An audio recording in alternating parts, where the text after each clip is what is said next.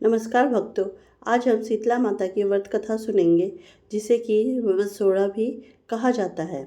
बहुत समय पहले की बात है। एक नगर में एक राजा और उसकी प्रजा बहुत सुखी और संपन्न थे। चारों ओर खुशहाली थी। लोग अपने काम धंधों में लगे रहते और भगवान की भक्ति करते थे। उस नगर में लोग देवी देवताओं की पूजा तो करते थे, लेकिन धीरे धीरे वे एक देवी को भूलते जा रहे थे। वह देवी थी शीतला माता, जो रोगों से रक्षा करने वाली और बच्चों की संरक्षक मानी जाती है। समय बीतता गया और लोगों ने शीतला माता की पूजा करना लगभग बंद कर दिया। उन्हें यह भी याद नहीं रहा कि माता की कृपा से ही घर परिवार और बच्चों का स्वास्थ्य सुरक्षित रहता है। एक दिन अचानक उस नगर में एक भयानक बीमारी फैलने लगी। छोटे छोटे बच्चों को बुखार आने लगा, शरीर पर फोड़े फुंसियाँ निकलने लगी और पूरे नगर में दुख का वातावरण छा गया। लोग घबरा गए। कोई वैद्य के पास जाता, कोई मंदिरों में जाकर प्रार्थना करता, पर बीमारी कम होने का नाम ही नहीं ले रही थी। राजा भी बहुत चिंतित हो गया। उसने अपने राज्य के विद्वानों और पुरोहितों को बुलवाया और पूछा, हे विद्वानों, यह अचानक कैसी विपत्ति आ गई है? इसका क्या कारण है और इससे कैसे मुक्ति मिलेगी? तब एक वृद्ध ब्राह्मण ने कहा, राजन, यह बीमारी शीतला माता के क्रोध के कारण फैली है। आपने और प्रजा ने माता की पूजा करना बंद कर दिया, इसीलिए माता रुष्ट हो गई हैं। यदि आप सब मिलकर शीतला माता की पूजा करेंगे और अष्टमी के दिन व्रत रखेंगे, तो माता प्रसन्न होकर इस रोग से मुक्ति देंगी। राजा ने तुरंत पूरे नगर में घोषणा करवा दी, आने वाली अष्टमी के दिन सभी लोग शीतला माता का व्रत करेंगे, पूजा करेंगे और माता से क्षमा मांगेंगे। अष्टमी के दिन एक दिन पहले पूरे नगर में लोगों ने भोजन बनाकर रख लिया, क्योंकि शीतला माता के व्रत में अगले दिन ठंडा भोजन, बासी भोजन ही ग्रहण किया जाता है। अगले दिन सुबह सभी लोग स्नान करके माता के मंदिर गए। वहां उन्होंने शीतला माता की प्रतिमा को ठंडा जल, दही, चावल और ठंडे पकवानों का भोग लगाया। सबने मिलकर माता की आरती की और प्रार्थना की, हे माता, हमें क्षमा करें। हमने अज्ञानवश आपकी पूजा करना छोड़ दिया।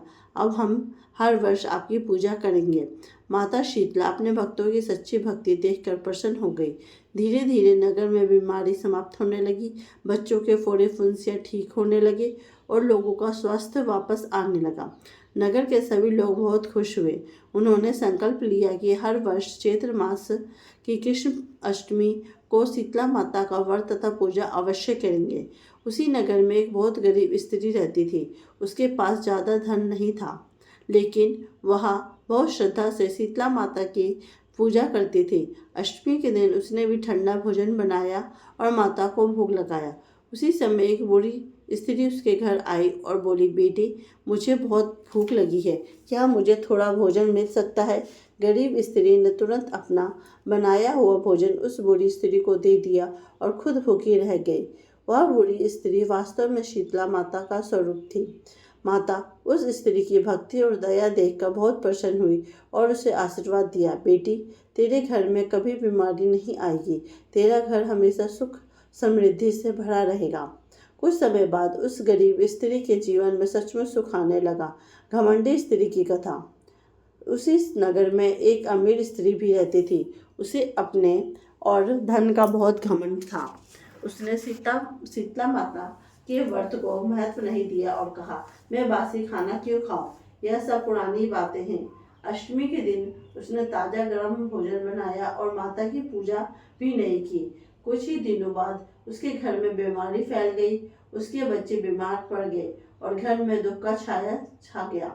तब उसे अपनी गलती का एहसास हुआ। वह रोते हुए शीतला माता के पास गई और क्षमा मांगने लगी, हे माता, मुझे क्षमा करें, मैंने घमंड में आकर आपकी पूजा नहीं की। माता ने उसकी सच्ची पश्चाताप देखकर उसे भी क्षमा कर दिया और उसके बच्चों को स्वस्थ कर दिया।